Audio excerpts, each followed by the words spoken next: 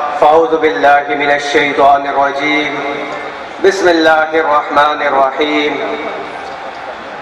امیر جمع ہے احباب حال دل کہہ دے، امیر جمع ہے احباب حال دل کہہ دے، پھر التفات دل دوستاں رہے نہ رہے۔ ماشاءاللہ آج سرگودا کی اس محبت کو، اس پیار کو دیکھ کر یہ لگ رہا ہے کہ سرگودا شاہینوں کا شہر نہیں بلکہ رسول اللہ کے غلاموں کا شہر۔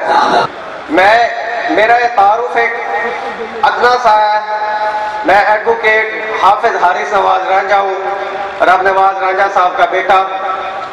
آنا تو یہاں میرے والد نہیں تھا، لیکن گزشتہ کچھ دنوں سے کمپین میں اس طرح مصروف تھے کہ طبیعت بڑی زیادہ ناساز ہوئی۔ ابھی پنڈال میں ہی تھے تھوڑی دیر پہلے، تو طبیعت ناساز ہونے کی وجہ سے غیر حاضر ہوئے ہیں، اور ان کی کمی کو پورا کرنے کے لیے میں حاضر ہوا ہوں۔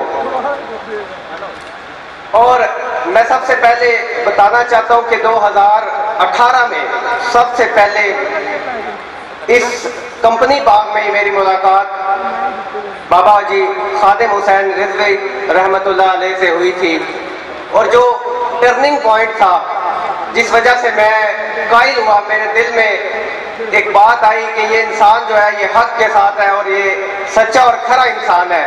وہ ٹرننگ پوائنٹ یہ تھا کہ بابا جی نے تقریر کی، اور تقریر کے بعد جو ہے ایک میڈیا کے ہمارے ساتھی تھے یہاں، انہوں نے سوال کیا، انہوں نے پوچھا کہ لوگوں کا گلہ ہے کہ آپ کی زبان جو ہے وہ سخت ہے۔ اب بابا جی نے جو جواب دیا، آپ یقین کریں وہ جواب میرے دل کے اندر لگا جاتے ہیں، اور میں اس قدر قائل ہوا اس جواب سے۔ اب بابا جی نے فرمایا کہ دیکھیں، اگر کوئی تھانے دار اپنے منشی کو گالی دے یا برا بھلا کہے تو آپ اس کو کچھ نہیں کہتے، اگر کوئی ذمہ دار اپنے ملازم کو کچھ برا بھلا کہے تو آپ اسے کچھ نہیں کہتے۔ لیکن آگے پھر جب بابا جی نے اپنے انداز میں ایک بات فرمائی، بابا جی نے کہا جے چلیا جے اسی ختم نبوت تے ڈاکا پان والے ان برا کیے تو تسی سن بھیڑا آختے ہو۔ آپ یقین کریں یہ بات میرے دل پہ لگی۔ آگے بابا جی نے فرمایا کہ ساری زندگی جنہوں نے حضور کے نام پہ کھایا، حضور کے نام پہ عزتیں اویل کی، جب ناموس پر حفاظت کا وقت آتا ہے تو کوئی کینیڈا بھاگ جاتا ہے، کوئی کہیں بھاگ جاتا ہے۔ تو آپ بتائیں، اگر ہم ختم نبوت پہ ڈاکہ ڈالنے والوں کو برا کہیں تو کیا ہم برے ہیں؟ آپ مجھے بتائیں۔ اب گزشتہ دنوں کی بات ہے، میں اپنے حلقے میں کمپین کر رہا تھا تو ایک نوجوان تھا، اب مجھے نہیں پتا اس کے دل میں کیا تھا، شرارت نے پوچھا، اس نے کہا جی آپ کی پارٹی کا منشور کیا ہے؟ میں نے اس نوجوان کو کہا میری پارٹی کا منشور ہے ما کان محمد ابا احد من رجالکم ولکن رسول اللہ وخاتم النبیین وکان اللہ بکل شیء علیما۔ یہ ہماری پارٹی کا منشور ہے۔ اور وہ نوجوان خاموش ہو گیا، اس کے پاس کوئی جواب نہیں تھا اس چیز کا۔ تو الحمدللہ جتنے ہمارے یہاں طریق لبیک کے بھائی ہیں، جتنے عاشقان رسول ہیں، ان سب کو یہ پتا ہونا چاہیے کہ ہماری پارٹی کا یہ منشور ہے۔ ہماری پارٹی کا منشور ختم نبوت کی حفاظت، ناموس رسالت کی حفاظت ہے۔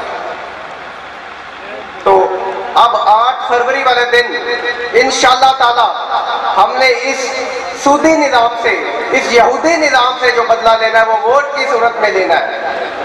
میں اگلے دن ایک امریکن رپورٹ دیکھ رہا تھا، اس کے اوپر دیکھیں ڈاکٹر عافیہ صدیقی، وہ ہماری قوم کی بیٹی، ہماری بہن، ہماری غیرت ہے۔ میں اگلے دن وہ امریکن رپورٹ دیکھ رہا تھا تو اس کے عافیہ صدیقی کے وکیل نے لکھا کہ عافیہ صدیقی کے ساتھ جو ظلم ہو رہے ہیں، اور اس رپورٹ کے اندر وہ باتیں لکھی تھی جو میں ادھر اسٹیج پہ نہیں کر سکتا، وہ آپ سب کو پتہ ہے، جو اس کے ساتھ زیادتی ہوئی ہے۔ اس کے وکیل نے لکھا کہ کم از کم پاکستانی حکومت ہیومن رائٹس، انسانی حقوق کے لیے کم از کم اس کے لیے آواز اٹھا دے۔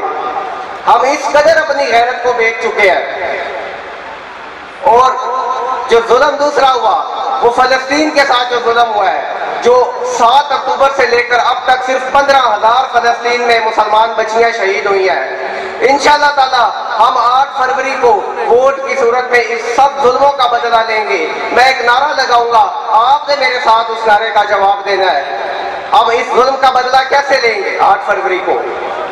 ظلم کا بدلہ، ظلم کا بدلہ، عافیت کا بدلہ، مہنگائی کا بدلہ، غازی کا بدلہ، غازی کا بدلہ۔ اپنی بات کا اختتام کرتا ہوں بابا جی کی ایک معروف شعر سے، نہ سر جھکا کے جیے نہ منہ چھپا کے جیے، ستمگر کی نظروں سے ہم اگر 2 دن کم جیے تو اس میں حیرت کیا، ہم ان کے ساتھ تھے جو شمع جلا کے جیے۔ جزاک اللہ۔